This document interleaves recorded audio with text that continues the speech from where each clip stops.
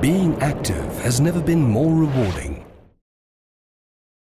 Just because you're not sick doesn't make you healthy. In other words, health is not merely the absence of disease, it's something you've got to actively pursue.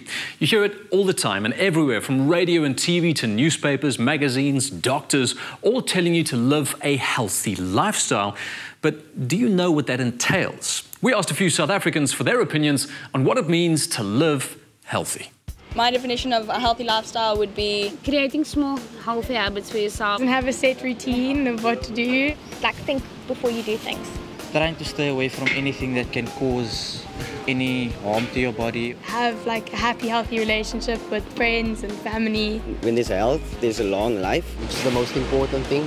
Become more active. Lots of exercise and outdoor activities. People who don't do physical activities to eat healthy, you know, like the 5 nutritional groups. Lots of fruit, definitely vegetables. Drink your water. No smoking, no drinking. Put the sunblock on, look after your skin. So you have a stronger body in terms of fighting bacteria and so forth. If you're going to a shop nearby, instead of using your car, just walk home. When you eat healthy and you live healthy, you feel different, you know what I mean?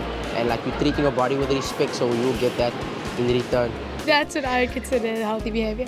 So in general, most would agree that a healthy person doesn't smoke, is at a healthy weight, eats a balanced, healthy diet, thinks positively, feels relaxed, exercises regularly, enjoys good relationships and a balance in life. We have someone in studio who fits that bill beautifully, Nicola Breytenbach. Sought-after Durban-born model Nicola Breytenbach has enjoyed a career beyond her wildest dreams.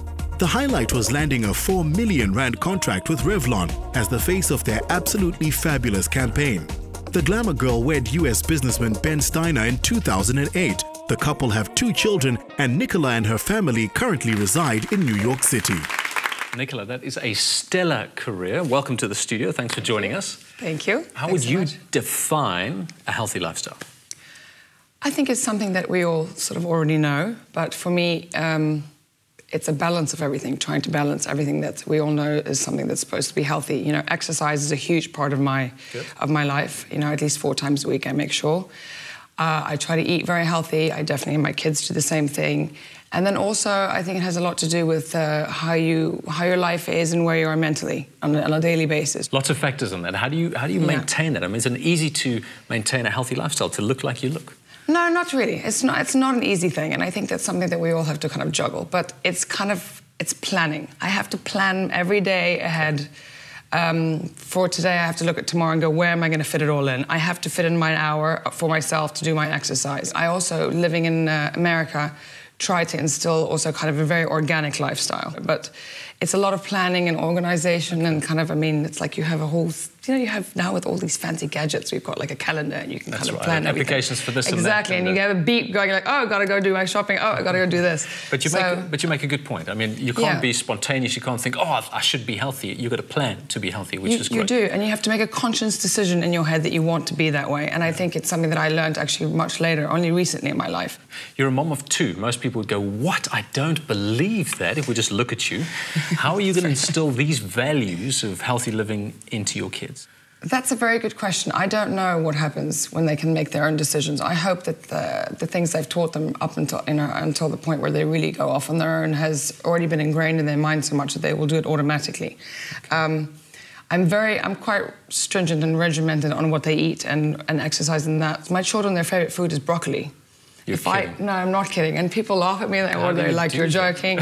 They love vegetables and fruit. And in terms of extracurricular activities for the older one, she does ballet and gymnastics and soccer and making sure they stay active, especially when you live somewhere like New York where you don't have an outside. We don't get to run around every day, all day. Like we do here. I know, yeah. It's really a bonus to have that. Nicola, perfection personified, but let's get a little bit kind of under the skin here for a moment. I battle with sleep. That's the thing that I don't get right. What do you battle with when it comes to a healthy lifestyle? That's my number 1 too. I definitely don't get enough sleep. You know, the little ones wake up very early. I'm sure that every mom out there knows, you know, when you have a little baby and it's up at 5, 6 o'clock in the morning and, you know, you try every night, I'm going to go to bed early tonight.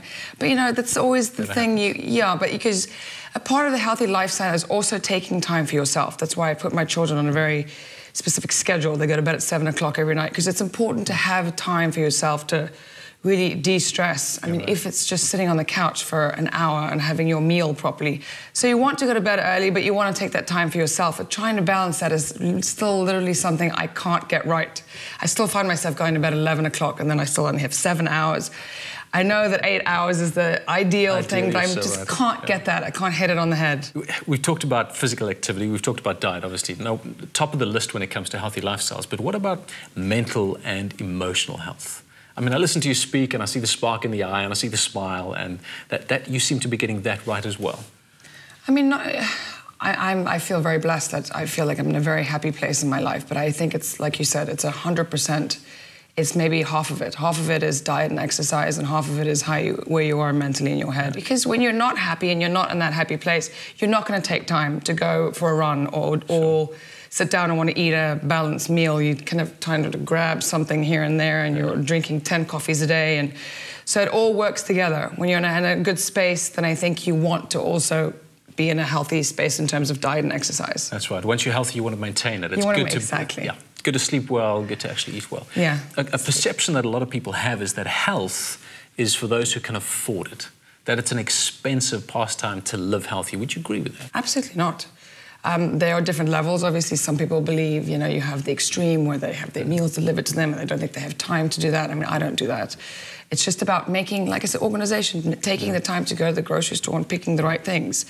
You can go for a run. You don't need to join an expensive gym and go to have a special trainer. I don't have a personal trainer. I go to classes. You just have to find the right time. I know that it's easy to say, but I don't have the time. I sit every night and I plan exactly what happens on every hour of the day. I have to do that. Because this is, I mean, you have one body, and when it's finished, so you have to take care of it.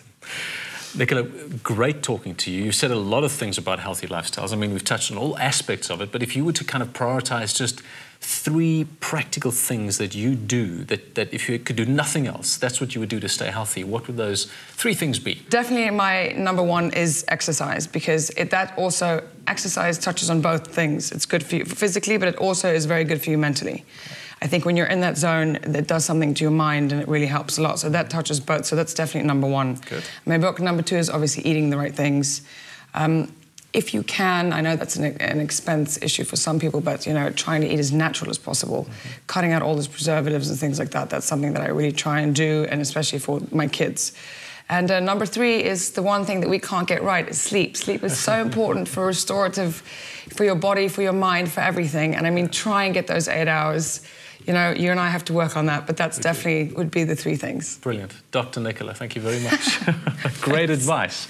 The American Heart Association, and in fact our own Heart and Stroke Foundation, have identified 7 key health factors and behaviors that can keep your heart healthy, lower your risks of heart disease and stroke, and improve your quality of life.